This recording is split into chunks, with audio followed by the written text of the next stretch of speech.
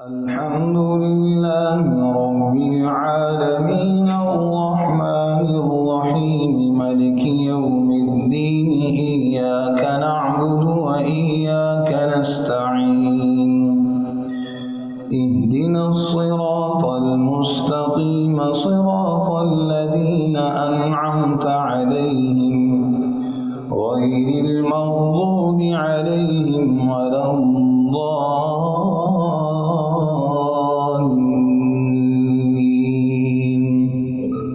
لا يحب الله الجهر بالسوء من القول إلا من ظلم وكان الله سميعا عليما. إن تبدوا خيرا أو تخفوه أو تعفو عن سوء فإن الله كان عفوا قديرا. إن الذين يكفرون بالله ورسله ويريدون أن يفرقوا بين الله ورسله ويقولون نؤمن ببعض ونكفر ببعض ويريدون أن يتخذوا بين ذلك سبيلا. أولئك هم الكافرون حقا وأعتدنا للكافرين عذابا مهينا. والذين آمنوا بالله ورسله ولم يفرقوا بين أحد منهم أولئك سوف نؤتيهم أجورهم وكان الله غفورا رحيما. يسألك أهل الكتاب أن تنزل عليهم كتابا من السماء فقد سألوا موسى أكبر من ذلك فقالوا أرنا الله جهرة فأخذتهم الصاعقة بظلمهم ثم اتخذوا العجل من بعد ما جاءتهم البينات فعفونا عن ذلك وآتينا موسى سلطانا مبينا. ورفعنا فوقهم الطور بميثاقهم وقلنا لهم ادخلوا الباب سجدا وقلنا لهم لا تعدوا في السبت وأخذنا منهم ميثاقا غليظا. فبما نقضهم ميثاقهم وكفرهم بآيات الله وقتلهم الأنبياء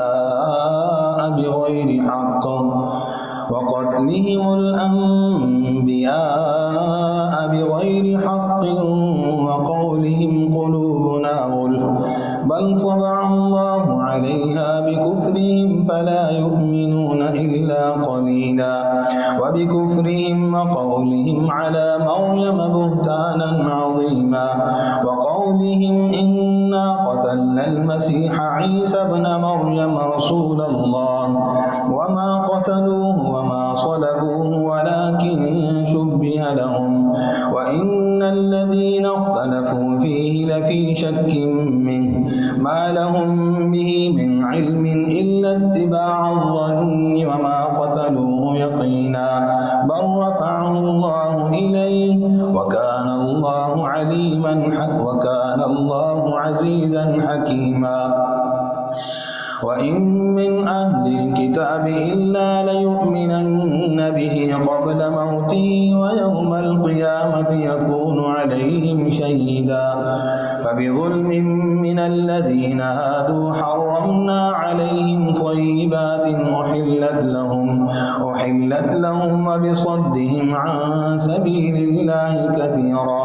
وأخذهم الربا وقد نهوا عنه وأكلهم أموال الناس بالباطل وأعتدنا للكافرين منهم عذابا أليما. لكن الراسخون في العلم منهم والمؤمنون يؤمنون بما أنزل إليك وما أنزل من قبلك والمقيمين الصلاة والمؤتون الزكاة والمؤمنون بالله واليوم الآخر أولئك سنؤتيهم أجرا عظيما. إنا أوحينا إليك كما أوحينا إلى نوح والنبيين من بعده وأوحينا إلى إبراهيم وإسماعيل وإسحاق ويعقوب والأسباط وعيسى وأيوب ويونس وهارون وسليمان وآتينا داود زبورا ورسلا قد قصصناهم عليك من قبل ورسلا لم نقصصهم عليك وكلم الله موسى تكليما رسلا مبشرين ومنذرين لئلا يكون للناس على الله حجة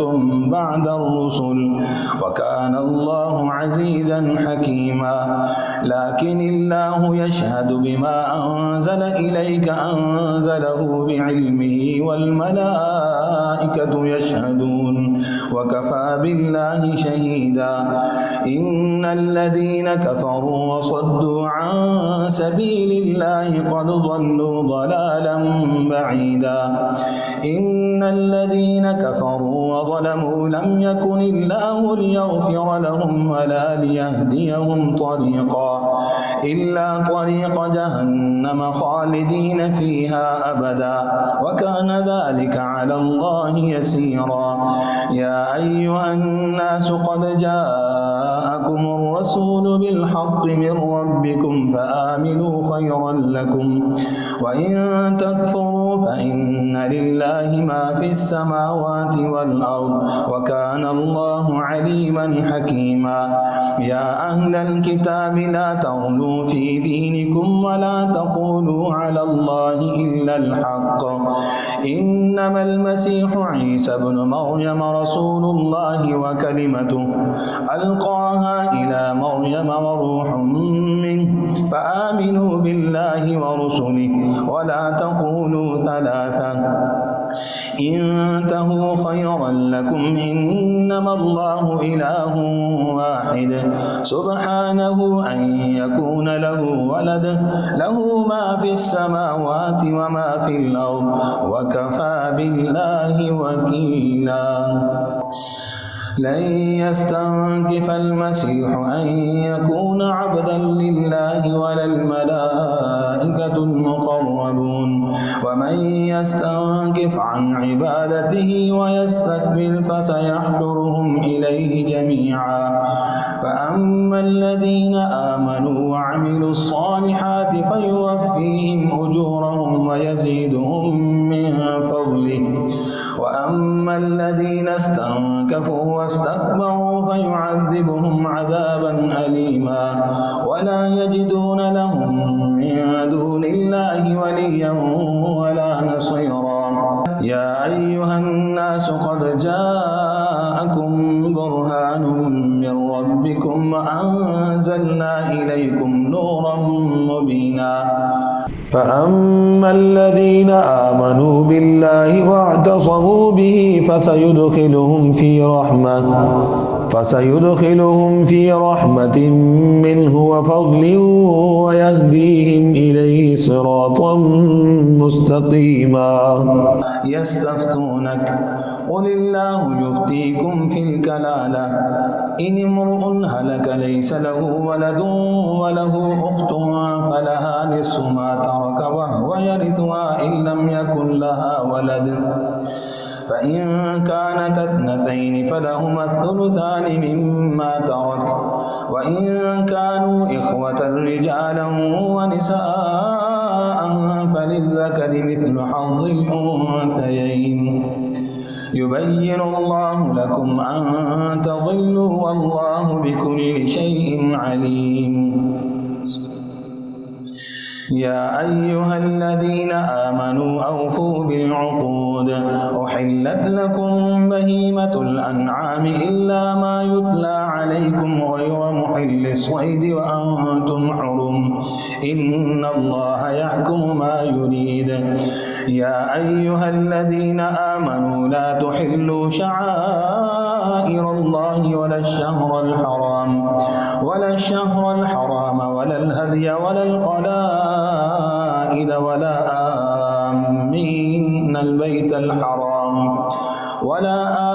آمين البيت الحرام يبتغون فضلا من ربهم ورضوانا وإذا حللتم فاصطادوا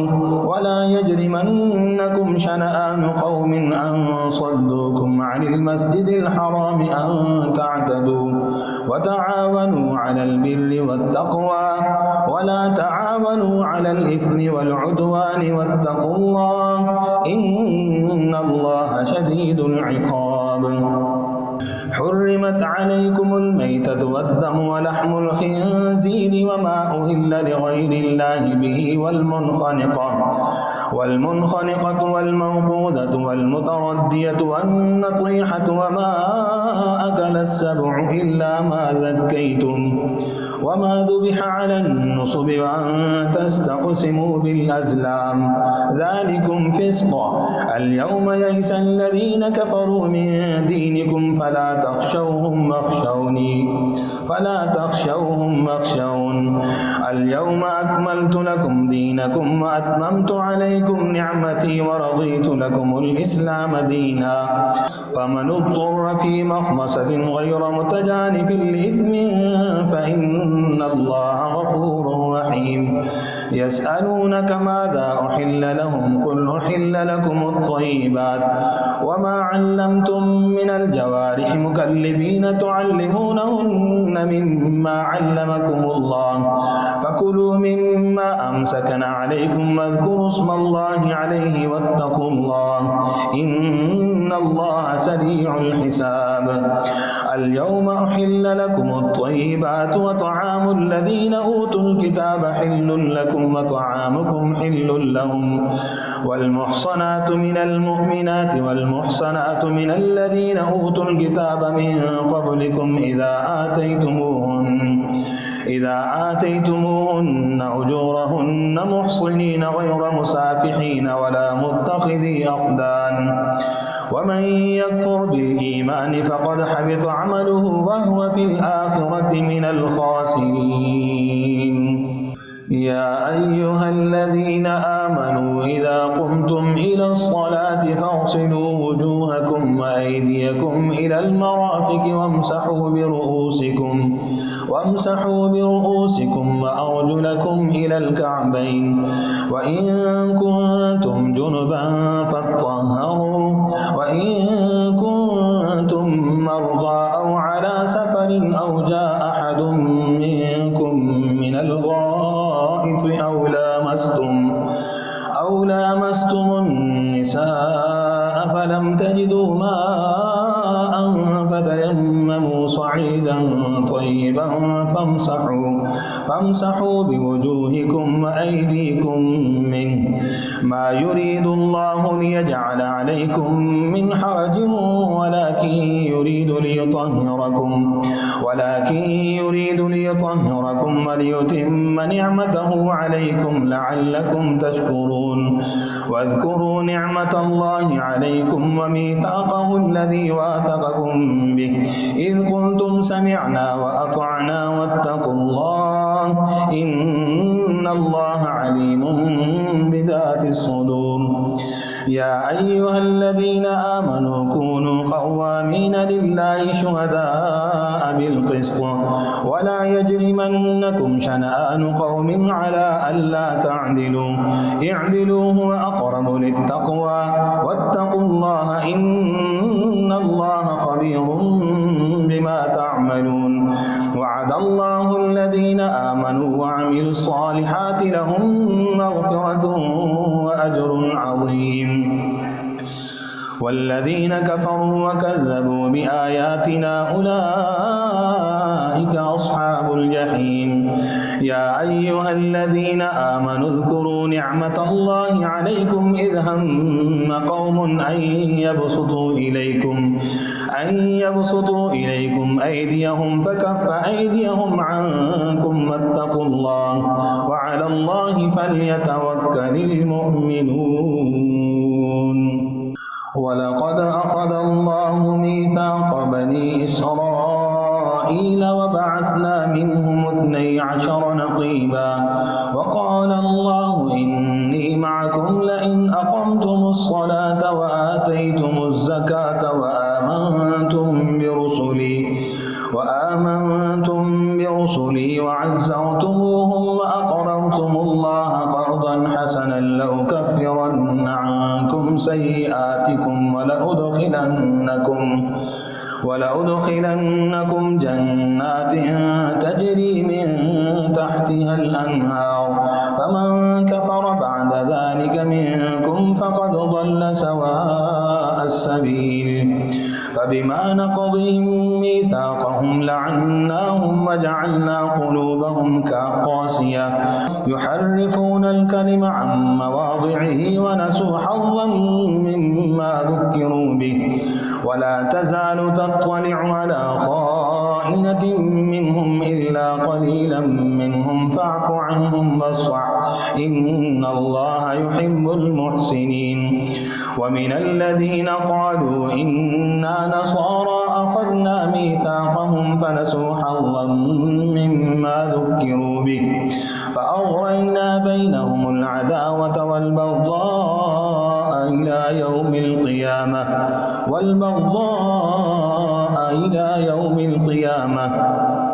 وسوف ينبئهم الله بما كانوا يصنعون يا أهل الكتاب قد جاءكم رسولنا يبين لكم كثيرا مما كنتم تخفون من الكتاب ويعفو عن كثير قد جاءكم من الله نور وكتاب مبين يهدي به الله من اتبع رضوانه سبل السلام ويخرجهم من الظلمات إلى النور بإذنه ويهديهم إلى صراط مستقيم لقد كفر الذين قالوا إن الله هو المسيح ابن مريم قل فمن يملك من الله شيئا إن أراد أن يهلك المسيح ابن مريم وأمه ومن في الأرض جميعا ولله ملك السماوات والأرض وما بينهما يخلق ما يشاء والله على كل شيء قدير وقالت اليهود والنصارى نحن أبناء الله وأحباؤه قل فلم يعذبكم بذنوبكم بل أنتم بشر ممن خلق يغفر لمن يشاء ويعذب من يشاء ولله ملك السماوات والأرض وما بينهما وإليه المصير يا أهل الكتاب قد جاءكم رسولنا يبين لكم على فترة من الرسل أن تقولوا ما جاءنا من بشير ولا نذير فقد جاءكم بشير ونذير والله على كل شيء قدير وإذ قال موسى لقومه يا قوم اذكروا نعمة الله عليكم إذ جعل فيكم أنبياء وجعلكم ملوكا وآتاكم ما لم يؤت أحدا من العالمين يا قوم ادخلوا الأرض المقدسة التي كتب الله لكم ولا ترتدوا على أدباركم فتنقلبوا خاسرين قالوا يا موسى إن فيها قوما جبارين وإنا لن ندخلها حتى يخرجوا منها فإن يخرجوا منها فإنا داخلون قال رجلان من الذين يخافون أنعم الله عليهم ادخلوا عليهم الباب فإذا دخلتموه فإنكم غالبون وعلى الله فتوكلوا إن كنتم مؤمنين قالوا يا موسى إنا لن ندخلها أبدا ما داموا فيها فاذهب أنت وربك فقاتلا إنا هاهنا قاعدون قال رب إني لا أملك إلا نفسي وأخي فافرق بيننا وبين قوم الفاسقين قال فإنها محرمة عليهم 40 سنة يتيهون في الأرض فلا تأس على القوم الفاسقين. واتل عليهم نبأ ابني آدم بالحق إذ قربا قربانا فتقبل من أحدهما ولم يتقبل من الآخر قال لأقتلنك قال إنما يتقبل الله من المتقين لئن بسطت إلي يدك لتقتلني ما أنا بباسط يدي إليك لأقتلك إني أخاف الله رب العالمين إني أريد أن تبوء بإثمي وإثمك فتكون من أصحاب النار وذلك جزاء الظالمين. فطوعت له نفسه قتل أخيه فقتله فأصبح من الخاسرين. فبعث الله غرابا يبحث في الأرض ليريه كيف يواري سوءة أخيه قال يا ويلتى أعجزت أن أكون مثل هذا الغراب فأواري سوءة أخي فأصبح من النادمين. من أجل ذلك كتبنا على بني إسرائيل أنه من قتل نفسا بغير نفس أو فساد في الأرض فكأنما قتل الناس جميعا ومن أحياها فكأنما أحيا الناس جميعا. ولقد جاءتهم رسلنا بالبينات ثم إن كثيرا منهم بعد ذلك في الأرض لمسرفون. إنما جزاء الذين يحاربون الله ورسوله ويسعون في الأرض فسادا أن يقتلوا أو يصلبوا أو تقطع أيديهم وأرجلهم من خلاف أو ينفوا من الأرض ذلك لهم خزي في الدنيا ولهم في الآخرة عذاب عظيم. إلا الذين تابوا من قبل أن تقدروا عليهم فاعلموا أن الله غفور رحيم. يا أيها الذين آمنوا اتقوا الله وابتغوا إليه الوسيلة وجاهدوا في سبيله لعلكم تفلحون.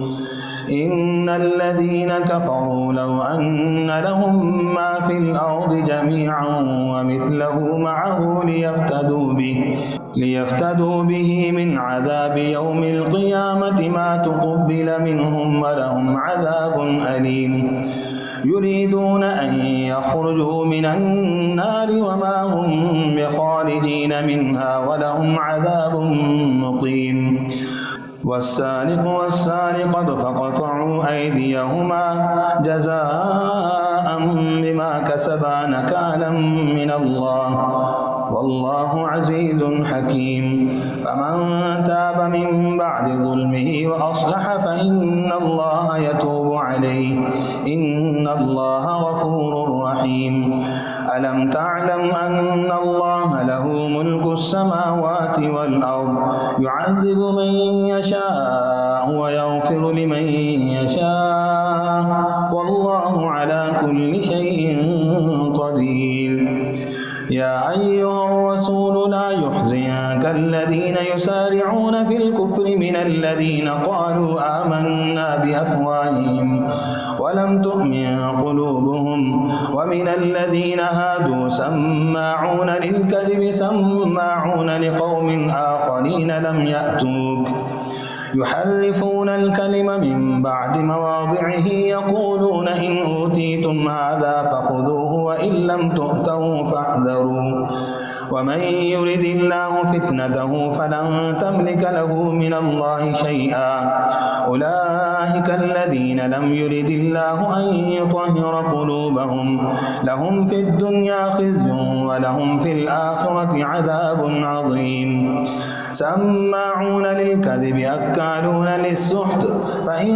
جاءوك فاحكم بينهم أو فأعرض عنهم وإن تعرض عنهم فلن يضروك شيئا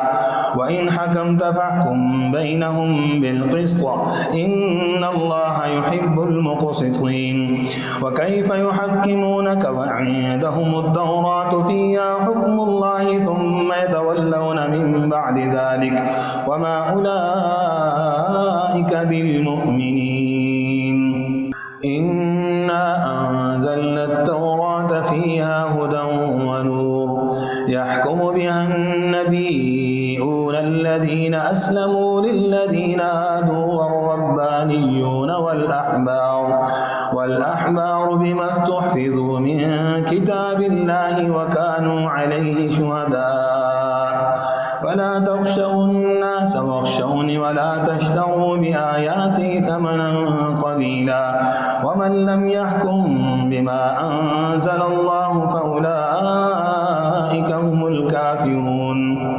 وكتبنا عليهم فيها أن النفس بالنفس والعين بالعين والأنف بالأنف والأذن بالأذن والسن بالسن والجروح قصاص فمن تصدق به فهو كفارة له ومن لم يحكم بما أنزل الله فأولئك هم الظالمون وقفينا على آثارهم بعيسى ابن مريم مصدقا لما بين يديه من التوراة وآتيناه الإنجيل فيه هدى ونور ومصدقا لما بين يديه من التوراة وهدى وموعظة للمتقين وليحكم أهل الإنجيل بما أنزل الله فيه ومن لم يحكم بما أنزل الله فأولئك هم الفاسقون وأنزلنا إليك الكتاب بالحق مصدقا لما بين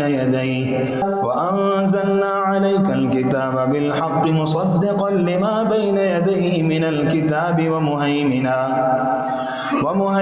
عليه فاحكم بينهم بما أنزل الله ولا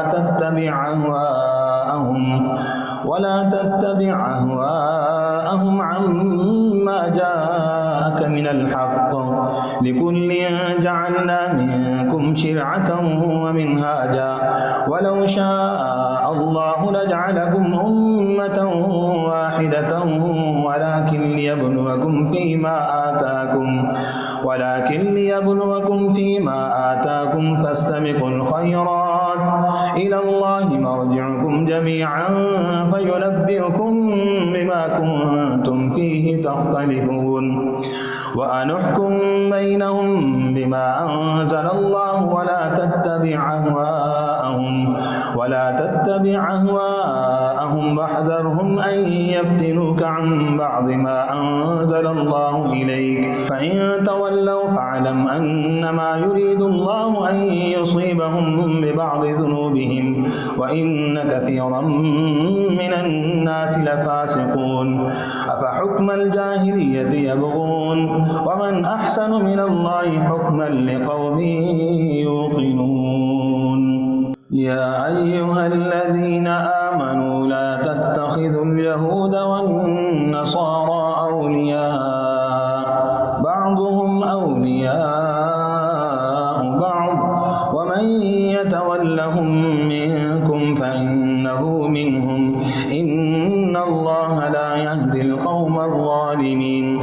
فترى الذين في قلوبهم مرض يسارعون فيهم يقولون نخشى أن تصيبنا دائرة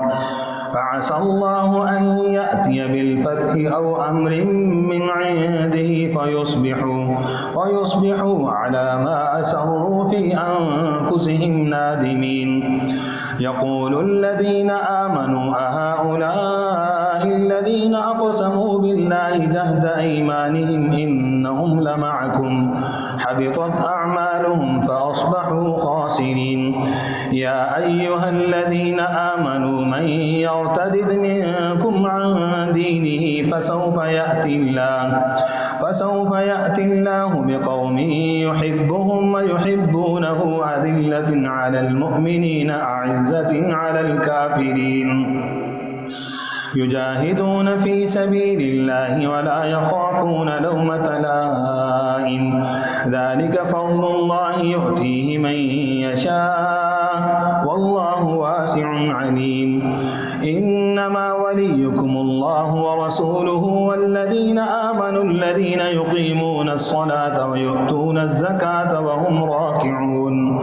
ومن يتول الله ورسوله والذين آمنوا فإن حزب الله هم الغالبون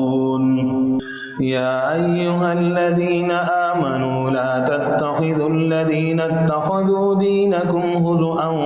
ولعبا من الذين أوتوا الكتاب من قبلكم والكفار أولياء واتقوا الله إن كنتم مؤمنين وإذا ناديتم إلى الصلاة اتخذوها هزؤا ولعبا ذلك بأنهم قوم لا يعقلون قل يا أهل الكتاب هل تنقمون منا إلا أن آمنا بالله وما أنزل إلينا وما أنزل من قبل وأن أكثركم فاسقون قل هل أنبئكم بشر من ذلك مثوبة عند الله من لعنه الله وغضب عليه وجعل منهم القردة والخنازير وعبد الطاغوت أولئك شر مكانا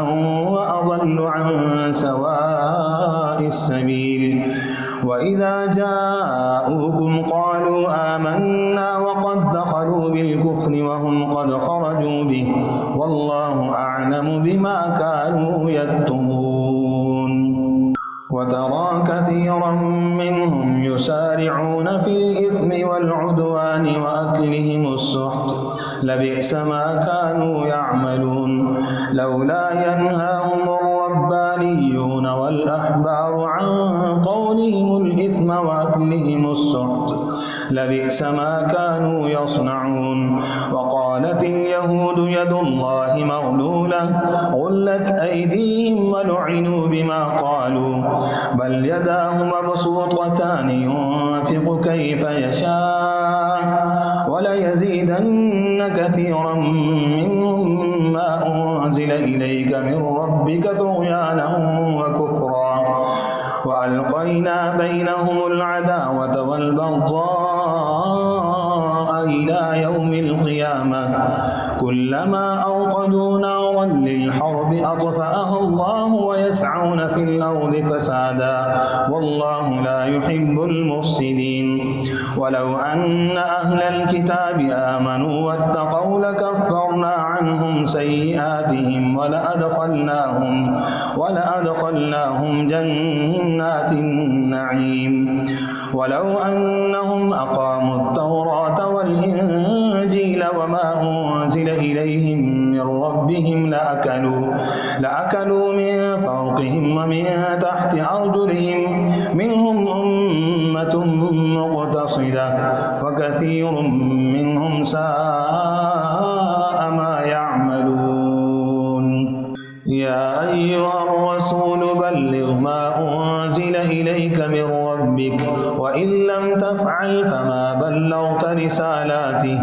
والله يعصمك من الناس إن الله لا يهدي القوم الكافرين قل يا أهل الكتاب لستم على شيء حتى تقيموا التوراة والإنجيل وما أنزل إليكم من ربكم وليزيدن كثيرا منهم ما أنزل إليك من ربك طغيانا وكفرا فلا تأس على القوم الكافرين إن الذين آمنوا والذين هادوا والصابون والنصارى من آمن بالله واليوم الآخر وعمل صالحا فلا خوف عليهم ولا هم يحزنون. لقد أخذنا ميثاق بني إسرائيل وأرسلنا إليهم رسلا كلما جاءهم رسول بما لا تهوى أنفسهم فريقا كذبوا وفريقا يقتلون. وحسبوا ألا تكون فتنة فعموا وصموا ثم تاب الله عليهم ثم عموا وصموا كثير منهم والله بصير بما يعملون. لقد كفر الذين قالوا إن الله هو المسيح ابن مريم وقال المسيح يا بني إسرائيل اعبدوا الله ربي وربكم إنه من يشرك بالله فقد حرم الله عليه الجنة ومأواه النار وما للظالمين من أنصار.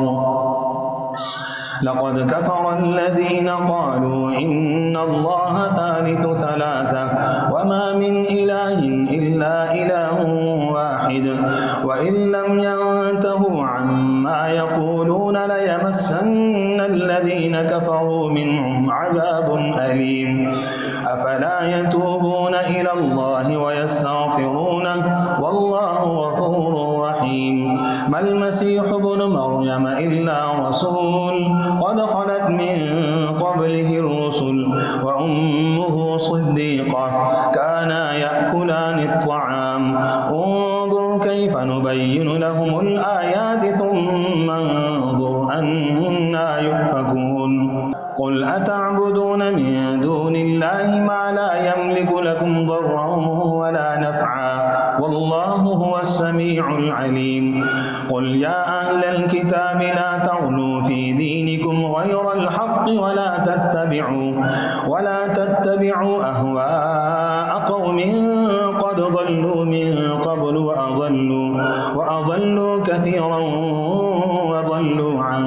سواء السبيل.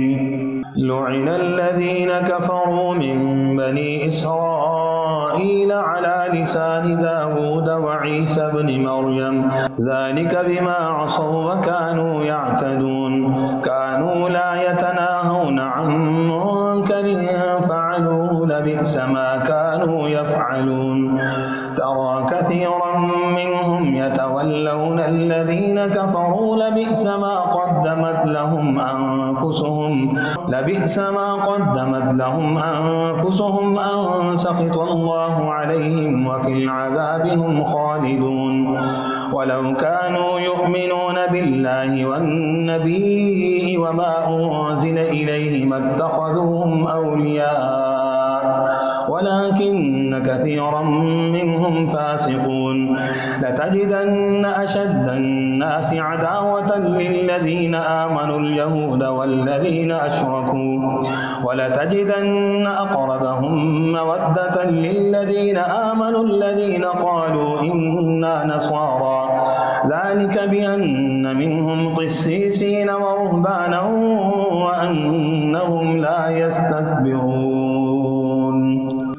وإذا سمعوا ما أنزل إلى الرسول ترى أعينهم تفيض من الدمع مما عرفوا من الحق يقولون ربنا آمنا فاكتبنا مع الشاهدين. وما لنا لا نؤمن بالله وما جاءنا من الحق ونطمع أن يدخلنا ربنا مع القوم الصالحين. فأثابهم الله بما قالوا جنات تجري من تحتها الأنهار خالدين فيها وذلك جزاء المحسنين. والذين كفروا وكذبوا بآياتنا أولئك أصحاب الجحيم. يا أيها الذين آمنوا لا تحرموا طيبات ما أحل الله لكم ولا تعتدوا إن الله لا يحب المعتدين. وكلوا مما رزقكم الله حلالا الربا واتقوا الله الذي أنتم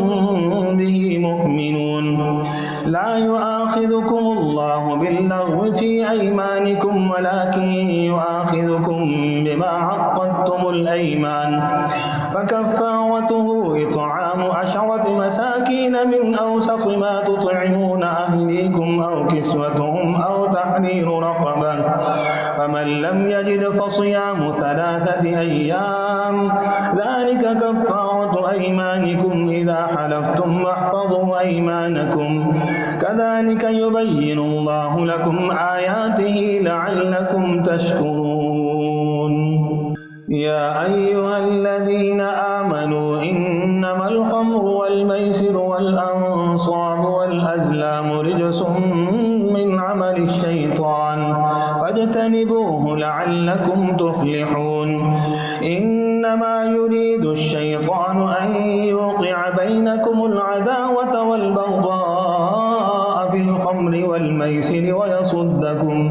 ويصدكم عن ذكر الله وعن الصلاة، فهل أنتم منتهون؟ وأطيعوا الله وأطيعوا الرسول واحذروا، فإن توليتم فاعلموا أنما على رسولنا البلاغ المبين. ليس على الذين آمنوا وعملوا الصالحات جناح فيما طعموا إذا ما اتقوا وآمنوا وعملوا الصالحات ثم اتقوا وآمنوا ثم اتقوا وأحسنوا والله يحب المحسنين. يا أيها الذين آمنوا ليبلونكم الله بشيء من الصيد تناله أيديكم ورماحكم ليعلم الله من يخافه بالغيب، فمن اعتدى بعد ذلك فله عذاب أليم. يا أيها الذين آمنوا لا تقتلوا الصيد وأنتم حرم، ومن قتله منكم متعمدا فجزاء مثل ما قتل من النعم يحكم به ذوى عدل منكم هديا بالغ الكعبة أو كفارة طعام مساكين أو عدل ذلك صياما ليذوق وبال أمره، عفى الله عما سلف ومن عاد فينتقم الله منه والله عزيز ذو انتقام. أحل لكم صيد البحر وطعامه متاعا لكم وللسيارة وحرم عليكم صيد البر ما دمتم حرما، واتقوا الله الذي إليه تحشرون. جعل الله الكعبة البيت الحرام قياما للناس والشهر الحرام والهدي والقلائد، ذلك لتعلموا أن الله يعلم ما في السماوات وما في الأرض وأن الله بكل شيء عليم. اعلموا أن الله شديد العقاب وأن الله غفور رحيم. ما على الرسول إلا البلاغ والله يعلم ما تبدون وما تكتمون. قل لا يستوي الخبيث والطيب ولو أعجبك كثرة الخبيث فاتقوا الله يا أولي الألباب لعلكم تفلحون. يا أيها الذين آمنوا لا تسألوا عن أشياء إن تبد لكم تسؤكم، وإن تسألوا عنها حين ينزل القرآن تبد لكم عفى الله عنها والله غفور حليم. قد سألها قوم من قبلكم ثم أصبحوا بها كافرين. ما جعل الله من بحيرة ولا سائبة ولا وصيلة ولا حام ولكن الذين كفروا يفترون على الله الكذب وأكثرهم لا يعقلون. وإذا قيل لهم تعالوا إلى ما أنزل الله وإلى الرسول قالوا حسبنا ما وجدنا عليه آباءنا أولو كان آباؤهم لا يعلمون شيئا ولا يهتدون يا أيها الذين آمنوا عليكم أنفسكم لا يضركم من ضل إذا اهتديتم إلى الله مرجعكم جميعا فينبئكم بما كنتم تعملون يا أيها الذين آمنوا شهادة بينكم إذا حضر أحدكم الموت حين الوصية اثنان ذوى عدل منكم أو آخران من غيركم إن أنتم ضربتم في الأرض فأصابتكم مصيبة الموت تحبسونهما من بعد الصلاة فيقسمان بالله إن ارتبتم لا نشتري به ثمنا ولو كان ذا قربى ولا نكتم شهادة الله إنا إذا لمن الآثمين فإن عثر على أنهما استحقا إثما فآخران يقومان مقامهما من الذين استحق عليهم الأوليان فيقسمان بالله لشهادتنا أحق من شهادتهما وما اعتدينا إنا إذا لمن الظالمين ذلك أدنى أن يأتوا بالشهادة على وجهها أو يخافوا أن ترد أيمان بعد أيمانهم واتقوا الله واسمعوا والله لا يهدي القوم الفاسقين يوم يجمع الله الرسل فيقول ماذا أجبتم قالوا لا علم لنا إنك أنت علام الغيوب إذ قال الله يا عيسى ابن مريم اذكر نعمتي عليك وعلى والدتك إذ أيدتك بروح القدس تكلم الناس في المهد وكهلا وإذ علمتك الكتاب والحكمة والتوراة والإنجيل وإذ تخلق من الطين كهيئة الطير بإذني فتنفخ فيها